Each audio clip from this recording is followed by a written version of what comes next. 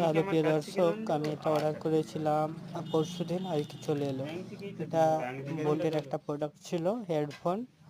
তো এটার দাম হচ্ছে ১,৫০০ টাকা। তো 500 টাকার একটা কুপন কোড ছিল, কুপন কোডটা অ্যাপ্লাই করতে 500 টাকা কম হলো, ১,০০০ টাকার মধ্যে হয়ে গেল।